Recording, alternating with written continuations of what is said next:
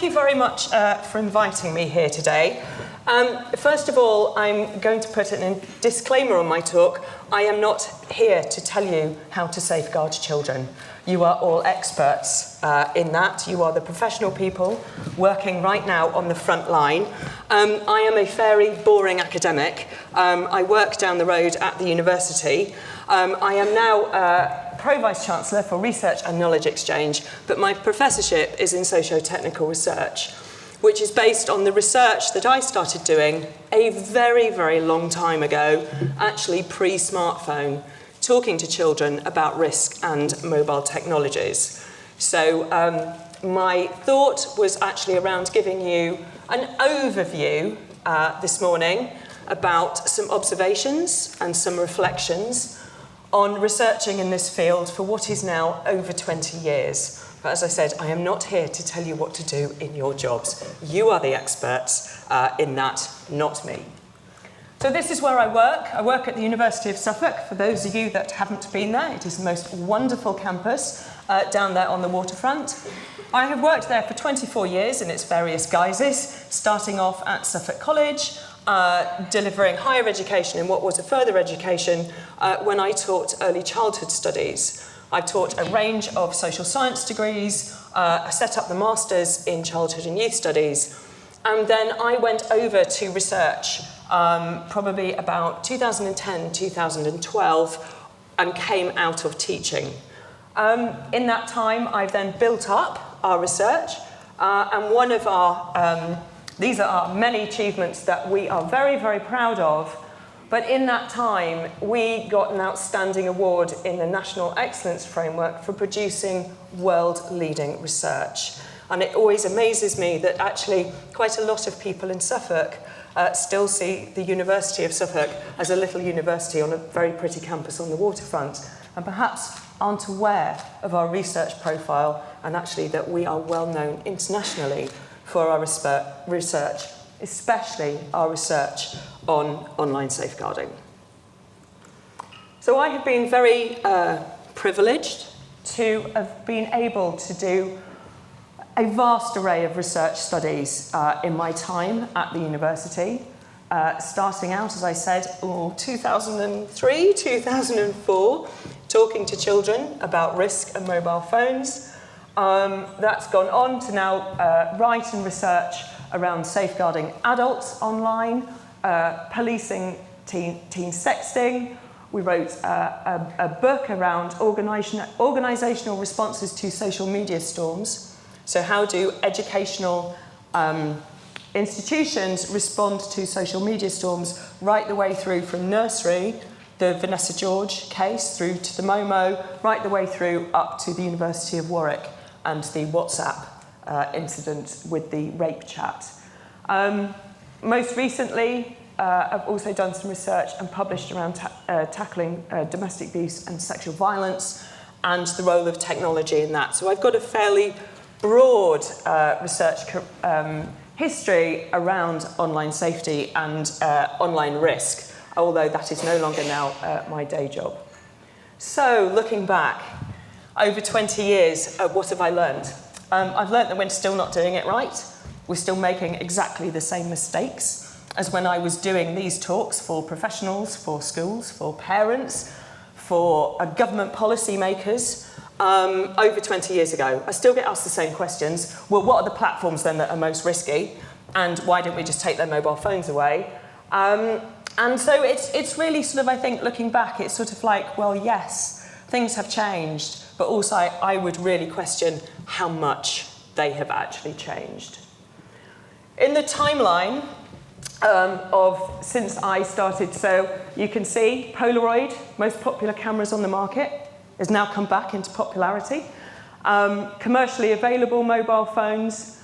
And then when I started doing research with risk and children on mobile phones was before the term was sexting was actually coined, before the iPhone was actually released, certainly before WhatsApp, Outcome 21, and a long time before today. So it gives you a sort of an idea of a sort of timeline of progress, if you like, or yes, certainly some change. My question throughout it all, though, is actually, how do we better listen to, how do we better respond and respect young people growing up in an online world?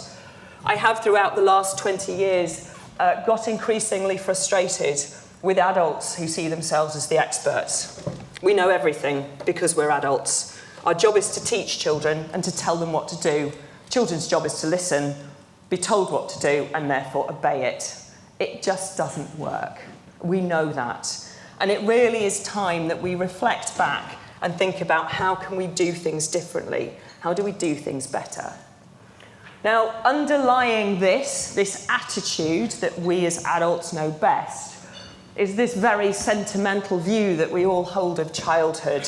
Yes, I did used to teach sociology, so the social construction of childhood and the cultural construction of childhood is something that's always fascinated me, that we sort of look back, that children are, should be there to have fun. Childhood is a time of innocence. It's a time of fun. It's a time of freedom. So we all think back to actually how wonderful childhood should be, this very, very sort of idyllic view. I grew up in a small village just outside of Bury St Edmunds. This was my play area. I went out with my friends, I played in a field, I walked up a ditch, and there was a competition to see who could get the water over their wellies first. We rode our bikes. We went home when it was dark, or sometimes we didn't go home when it was dark and I would get into trouble. Nowadays, we don't see children playing out in physical space because we see it as risky. It has changed in those generations since I was growing up. And the media, and certainly the Madeleine McCann case, was key to our perceptions of risk and children and childhoods. So we don't let them just go out. In fact, if you see a child out wandering, you're wondering, what are you doing? Where are your parents? I mean, not only have we got a social construction of childhood being innocent, but we've got a social construction now of a good or a bad parent who lets their children out neglected.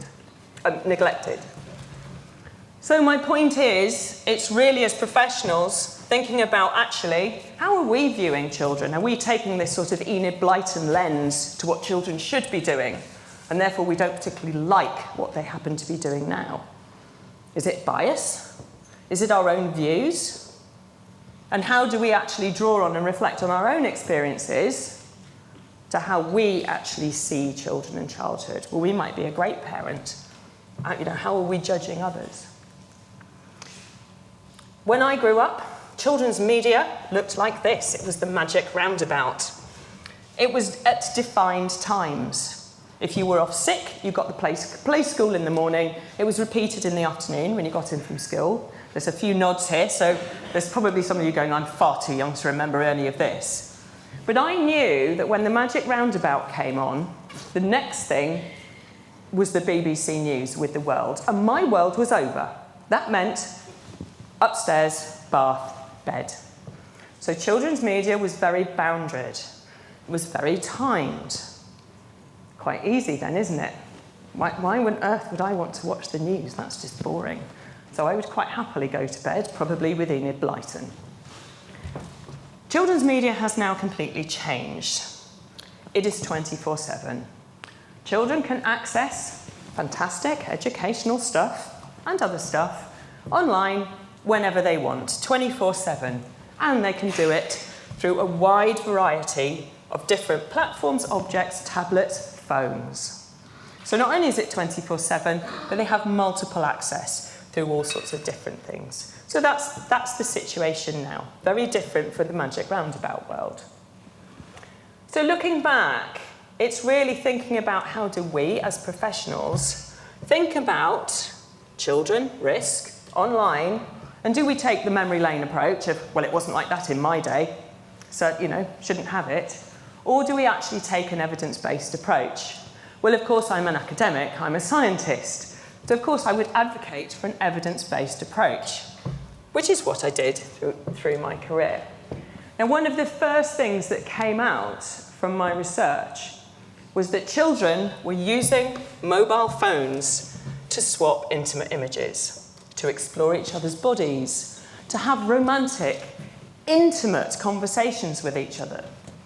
Now, these conversations that I had with children were going on in 2004, 2005. This was pre-smartphone.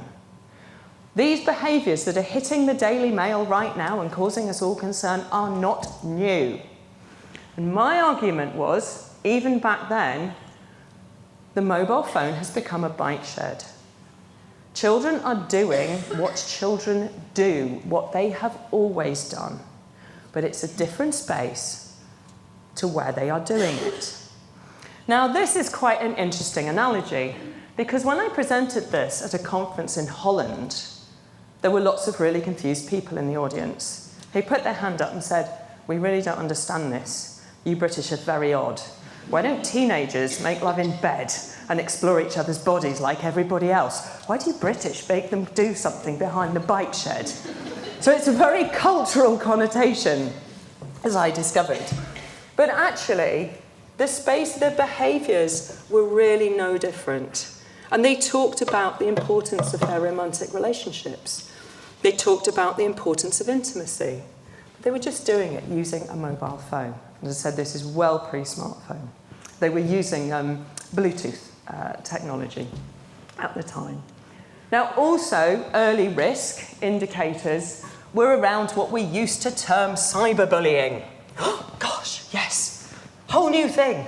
People are being horrible to each other online, as if it was some whole new thing. Again, this is a very, very similar behaviour. You know, we have Dickens to show that children have bullied each other for a very, very long time. So we need to keep it in context. What we also need to remember, though, is the psychological impact of bullying and the effect that that can have. So, going back to my own childhood, physical space was a playground.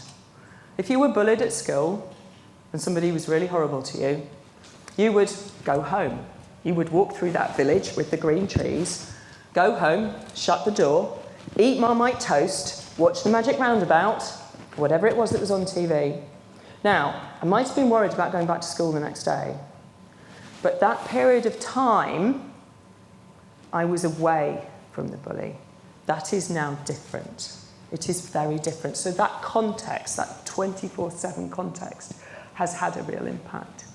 Now, this is a piece of work that we did in 2018 with head teachers who said that 90% of them had got peer-on-peer abuse, beginning before secondary school, particularly between the ages of 8 to 10. So again, this is not new. It is not new at all. But the challenge is, when you're thinking about online risk, is how do we get that balance between protecting children but enabling them to participate in everyday life? We need to stop the distinction around it's online, it's offline, it's every day. It's a basic human right to have access to information, to the internet. So that balance around children's rights to participate, children's rights to protection, is the very difficult one to really think about, and certainly very challenging to get right in every case. Simply because not only are the risks changed and they're very complex, not all children actually are the same. They don't grow up as little identical beings. They are all very, very different, and they will have different vulnerabilities, and they will have different resiliences. They also tend to grow up in things called families, which are not always the same, and different families will have different views and different rules and different ways of approaching this. And I think this is very interesting, especially when I have done talks with parents. And one of the questions I always get asked is, well, we do this in our household, and we've got this, and we've got clear boundaries, and phones are left downstairs, and this is what, people are allowed to watch. But yet, when they go to their friends' houses, it's different. So how do I tell that parent that actually I don't want so-and-so watching this or doing that? And that's an interesting one, isn't it? This construction of what is a good parent. And how do parents actually be able to communicate with each other on what they value and what they want for their child? Somehow that is a really difficult thing for parents to do. I've got getting some nods, so thank you. It's worrying that it's still going on, but so this is great. So we know that this stuff's going on, and parents are just very reluctant to talk even to each other about it. So we know that girls are getting asked for nudes. It's common, we see it in the headlines all the time. I mean, you've had the Ofsted speaker here before. On the back of Everyone's Invited, you know, we had the whole Ofsted inquiry. And to me, I don't know why this is so surprising. And a lot of my colleagues in academia were saying, why did these findings are not new, so why somebody said, oh gosh, it's a real shock? No, it's not. We've known this for years. And again, it comes back to, are behaviours really any different, or actually is technology just able to facilitate it? So who remembers one of these? Okay, this is a camera, for those of you that don't know. So if when I was growing up, I wanted to take a picture of myself, I would have had to have borrowed my father's camera, because I actually didn't own one. I would have had to have saved up my pocket money and gone and bought a film. Somehow I worked out how to put it in the camera, taken my clothes off, or would I have bounced it on a chest of drawers and then taken my clothes off? And how did I somehow press the button to take some nude images? Then I would have had to get the film out of the camera. I mean, let's face it, I've exposed the film before myself. And then what? I take it to Boots, at which point the lady in the chemist will phone my mother. Now, whilst that sounds like the most ridiculous analogy, if I had have wanted to take a nude image and shared it, that's a lot of money and a lot of hard work. And the risk to me was definitely going to be found out. Now, how easy is it? Phones are in your pocket light. You can take them into a toilet. You can take them into a cupboard. So, you know, yes, the technology is facilitating this, but the technology isn't causing the behaviour, and we need to remember that. The world has indeed changed, but I'm not sure that children's curiosity has. When I was at school, the dictionary in the library fell open at this word because everybody had looked it up. We were fascinated by it. I mean, the page was dog-eared and grubby, to say the least, because we wanted to know. Sex was a private issue. Sex shops were on the outskirts of the town and they were all covered up. Not now. And Summers is on the high street. You Google the word sex, you know what you get. Intimate, detailed pornography. Great details around sex. And what is interesting, from somebody that has Googled the word sex since the internet came out, my first early shots of me Googling the word sex, the second hit down was the Sex Pistols, the rock band. Amazing. Do it now? No, they're nowhere to be seen. You'd have to go through hundreds of pages. So the world has changed. And, you know, sex shops are on the high street. Music lyrics are highly, highly sexualised. This is a quote from a police officer around getting called into schools. This is what, you know, it's really important. They know what the images relate to, where the law stands on those images as well, and what the consequences can be for young people and their development in the future. We're called in on a regular basis.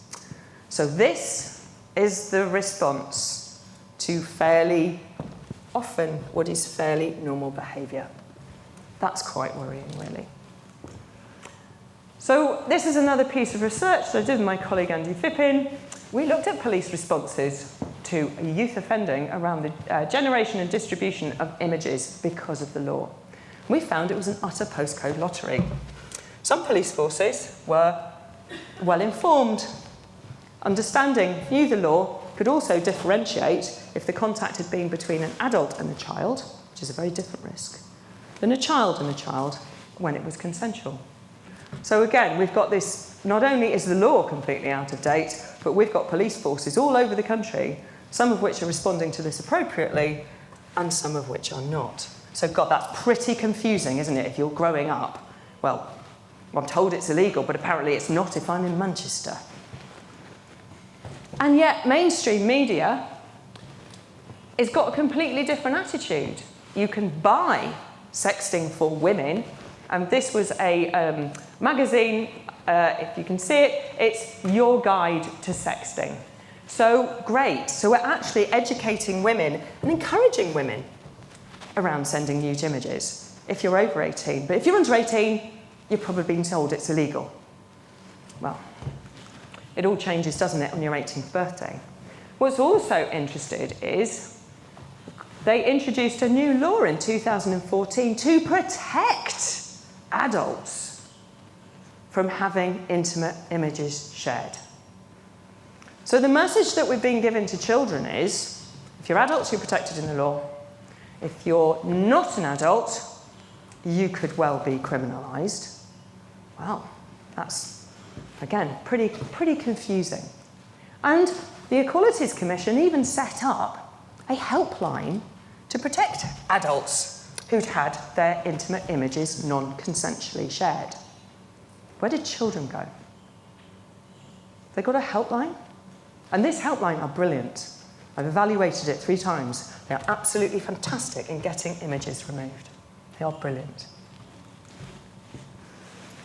So this was a year 11 girl. Having your nudes shared is criminal. Not just for the person sharing them, but for the person taking them of themselves. So this is what young people have been told. This is the narrative that they have.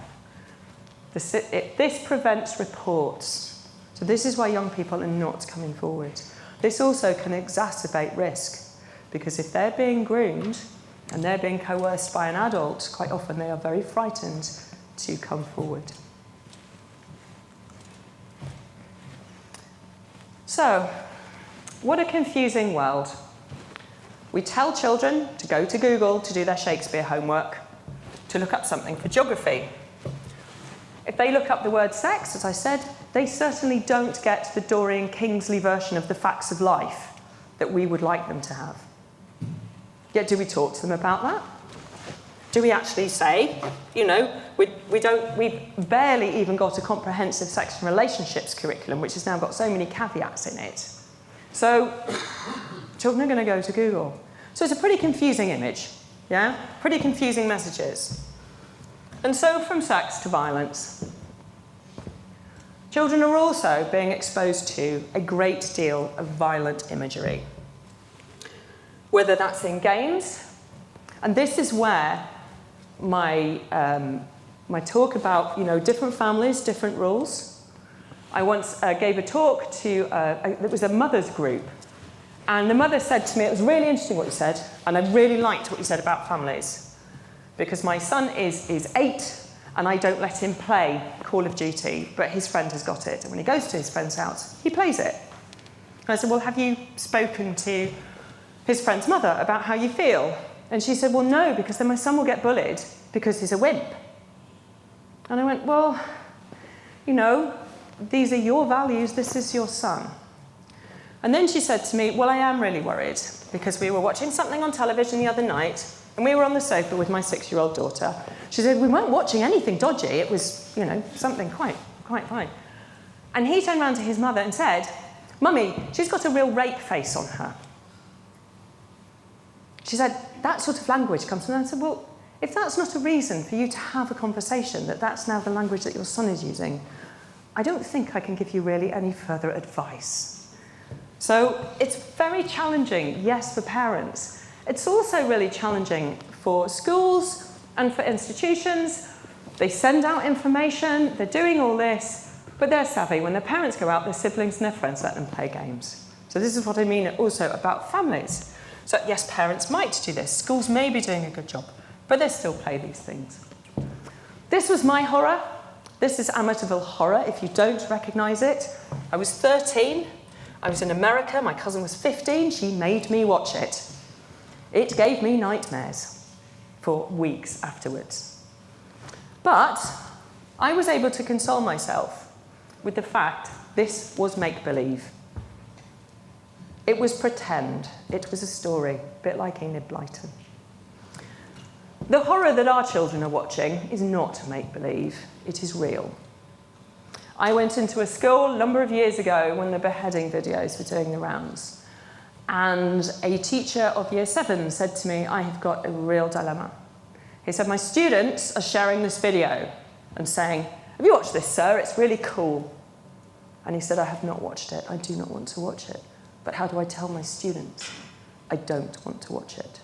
I feel that I should, so I can help them make sense of what they are watching and sharing. But do I do that to myself? Where's my professional versus my personal boundaries? Children right now are inundated with the war in the Ukraine, what is going on on a global scale. They are being inundated with this news. If you ask children what upsets them most online, it's not pornography, as the Daily Mail would like to think. It's actually newsreels. And yet they're trying to make sense of what is going on and the reality of their lives. So, the government's answer is we'll just limit their time, so it's fine. That's the answer. You can make them safe. You can ameliorate the online risk simply by limiting their time. But if you ask children what they do all sorts of stuff online, including, I lose lots of maths game like times, tables, rock stars, and my maths year 5 boy. So let's limit their time, shall we? That would be really good. Perfect solution. Let's just limit their time. So we're worried that the amount of time children spend online is having an impact on their mental health. The other thing that we're worried about is that what they're seeing online is having an impact on their mental health. Now, I've done a lot of research on this, and I know Graham is going to be talking to you this afternoon. When I did a lot of work with pro-eating disorder, pro-self-harm, and pro-suicide content online. And everything that I found was, it's not what people are viewing online that's causing the problem. It's actually the fact that they don't have comprehensive, proper mental health support offline. They are feeling lonely, they are feeling isolated, and that nobody understands them. And therefore, they are finding like-minded communities online. These are some just that are from a pro-Anna site.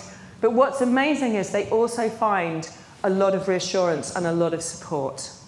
So in pro-eating disorder communities, I read a lot about my hair is falling out, I'm losing my teeth, I'm really worried about this, and actually people in the community coming forward in a really positive way to help towards recovery. They do get a lot of media hype that these sites are causing this. I worked extensively with BEAT, the eating disorder charity, when I did this work. And they said, no, you need to have that hardwiring to have an eating disorder. I spent a lot of time in these charities, in these sites, when I was doing this work. And yes, it was very distressing, some of the stuff that I saw. But it's very clear that this does not cause an eating disorder. People that have an eating disorder are going to these sites to be understood, because they are not understood and they're often maligned outside of these communities. It is the same as well with self-harm. That young people are going to these sites because they are confused around self-harming. And they are, yes, they are sharing things actually around how to do things more safely, but it's often wise advice. And I know Graham's going to talk to you later, but I researched the content around this extensively, especially when I wrote the chapter for the book. And it was the same with the suicide sites. A lot of stuff that's been in the headlines has been that suicide is encouraged. I saw for the majority the opposite. And a lot of the research reports is actually people who do go online to seek help because they have got suicidal thoughts, are given advice to seek help. Now, there are incidences of suicidal encouragement, but they are actually quite rare. So it's really important helping young people think about why they're going online for this sort of support and trying to balance it between better support offline. We now, of course, have got the Online Safety Act. So, yippee! Not only has the government said, it's fine, you just limit their screen time, they'll be safe, we've now got a new act. So everybody is going to be safe online. Wonderful. Great. My job's done. Needn't go any further. My colleagues and I gave a lot of feedback around the introduction of the Act, and certainly when the bill was in draft form. It is really, really important to remember that not all risks are the same. Not all risk will result in harm. Some young people have very risky engages online that actually do not result in harm. Risk and harm are very different things. Vulnerability is not a static concept. So a young person can actually be quite vulnerable and then become quite resilient because they've learned to deal with risk. A young person who is quite resilient, they actually become quite vulnerable because of a particular incident. And technology will not solve our problems. Just like limiting time, technology will not solve the problems. We teach children to cross roads. This is very risky. If a child walks out in front of that bus, harm will result.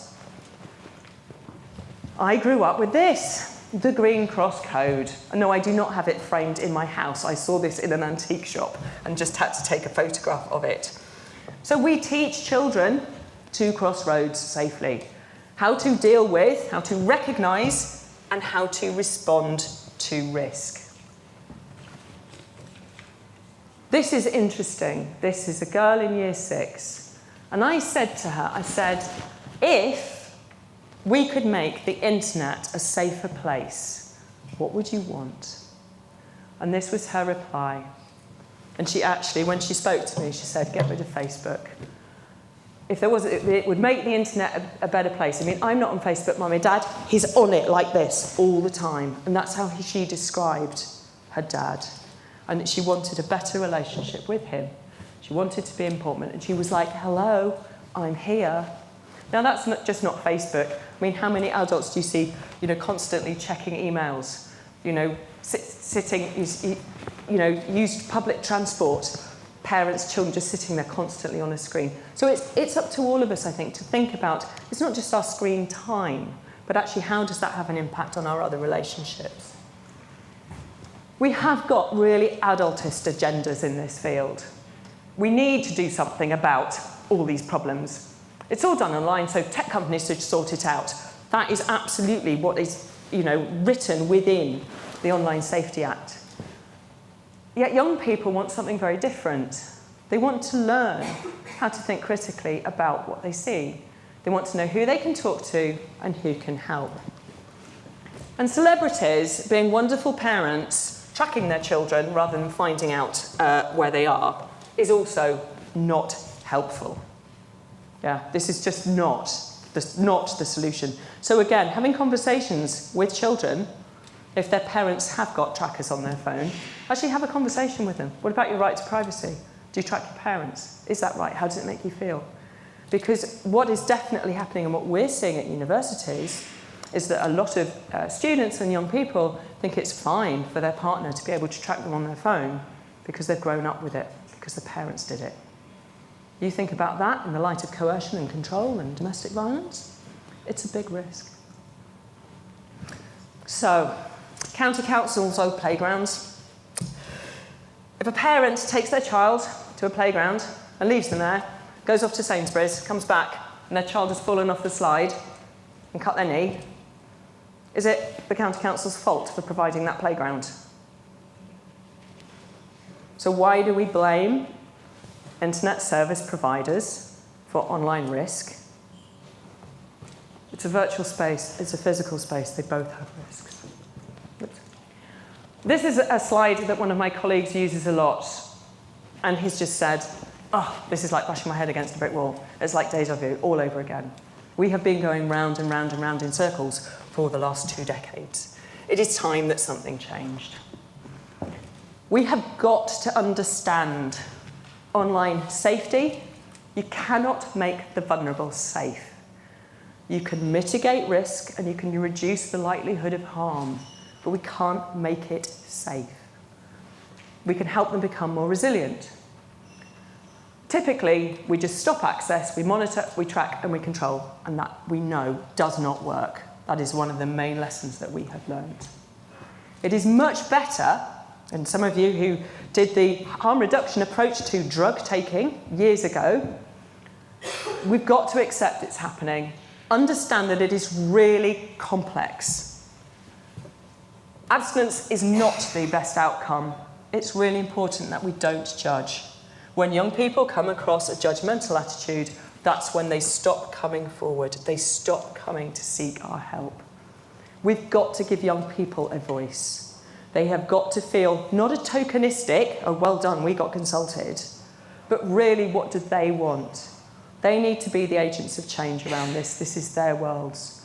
And also understanding how inequality affects vulnerability is really, really important. That slide, that I said, every single child is different.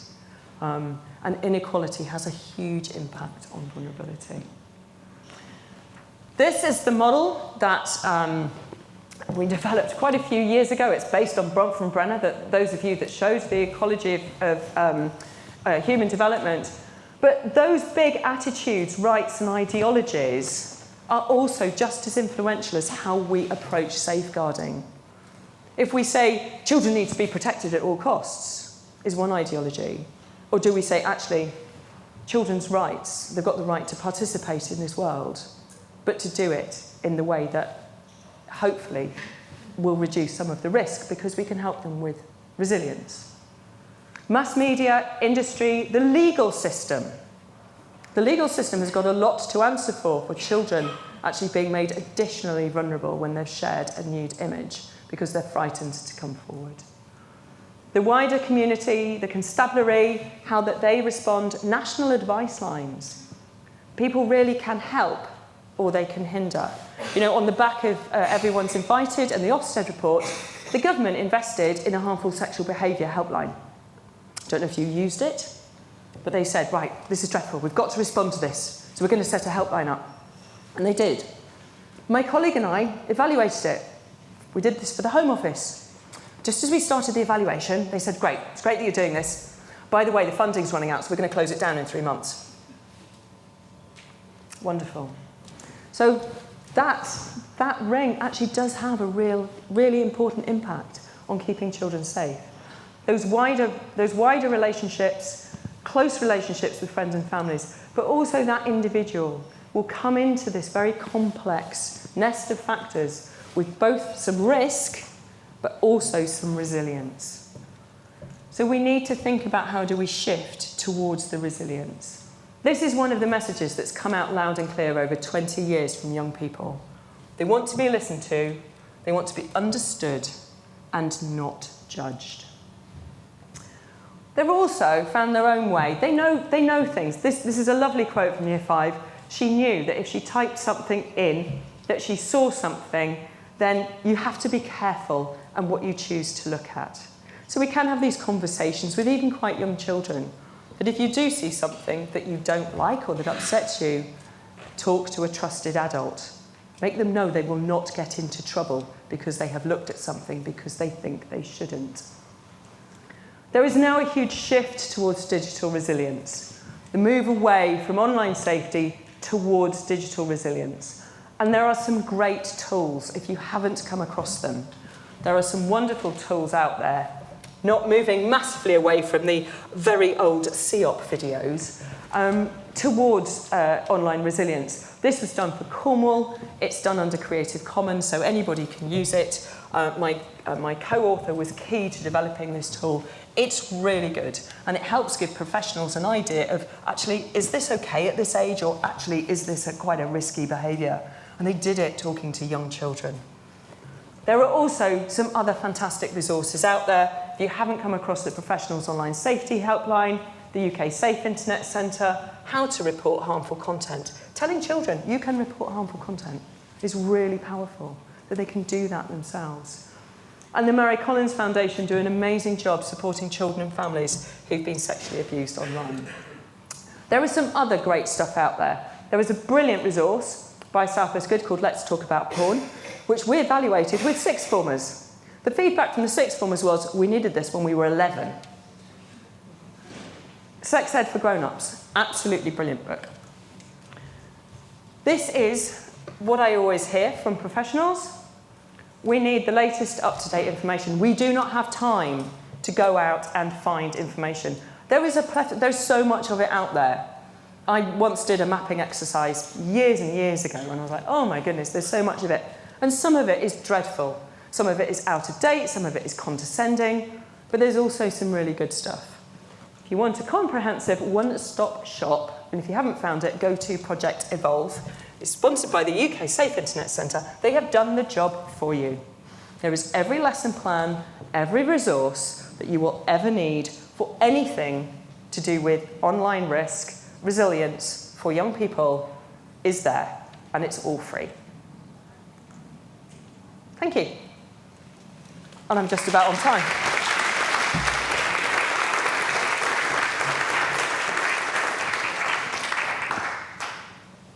We've got 5 minutes for questions for Emma, so.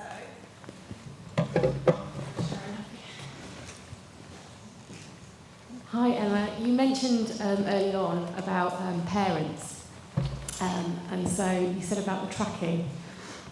So I recently had a similar experience. My reception children were taken to the seaside by their class teacher and a number of adults. And when they were coming back on the bus, I went out to see the parents, and I couldn't understand why they were all looking at their mobile phones. And I questioned, I said, oh, what are you looking at? So I come out to tell them that I just had a message that they were on. They were like 12 minutes away. And their parents turned around and said, we know, because they're all tagged. And I said, oh, can you tell me about that? And I said about the right to privacy. But I just wondered, was there anything else I could have done? Or because they just didn't get it. They couldn't understand why I was bothered or why I thought that was odd. And I'm sure there's lots of other people, I hope, that have had that experience. But yeah. What's the advice for parents, really? What can we do as professionals? How can we help our parents? Because it's a big thing and it's difficult for us to navigate. How can we help our parents who are very keen to just protect their children and make sure they have a really smooth ride? And we know that that's not life. So that's not the case. No. So tracking children will not keep them safe because they can leave a mobile phone in a locker. As a parent, what we want, isn't it, to have a really good, open, honest relationship with our children, that our children feel they can tell us things, and actually then we can have a conversation with them. If parents think my child is safe because they've got a tracker on their phone, the opposite will happen. Because as children grow up, they don't want their parents to know that they are somewhere else. So they will leave the phone in a locker, they leave it at a friend's house. Rather than have a conversation to say, actually, I know you don't approve of me going to so-and-so's house, but rather than me lie to you, I want to go, and we'll discuss this, and we'll do something that you're happy with. So that I'll say to you, I'll be back by 9 o'clock. That is a much better way to keep children safe than to track their phone. It's a false sense of security for both parents and children. Because if your child is abducted and you see the phone disappear up the A12 at 60 miles an hour, is that really helpful? I mean, other than sort of police surveillance, but somebody's just going to turn the phone off. And from a parent-child point of view, it's not good for a healthy relationship at all. It's much better to have that dialogue. So that's what I say. If people do want to use tracking, it should be done, mutually consent, that everybody knows that they're being tracked and why, and also that they've got the right to have, actually, this is not good parenting, just being able to track children at all. But that conversation, actually, it's much better to have that relationship. And do you not want your child to feel that they can be honest with you? Because actually, you could say, actually, I don't really want you to go to the recreation ground because I'm worried about you being in that space. However, if you want to go, could we agree X, Y, Z? So, yeah, that would be my response. Okay, we've got time for just one more question before I ask the question.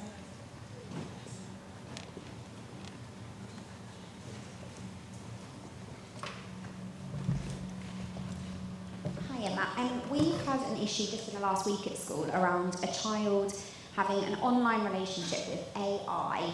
So it's not a real person, it's AI.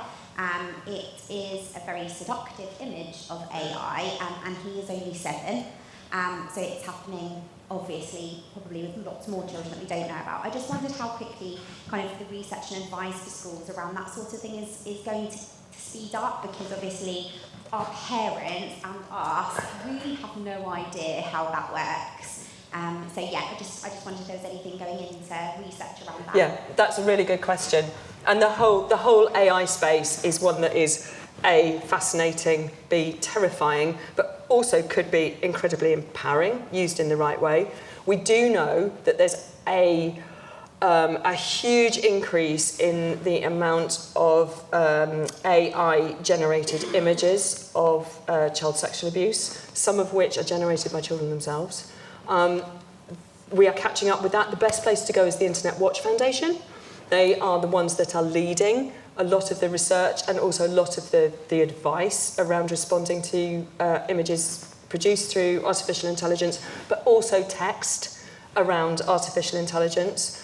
They're very, very good, but they're the best people. It's just like Mary Collins are the best people to go to after online sexual abuse. Internet Watch Foundation, absolutely any images or text to do with childhood sexual abuse, Internet Watch Foundation, absolutely the best place to go.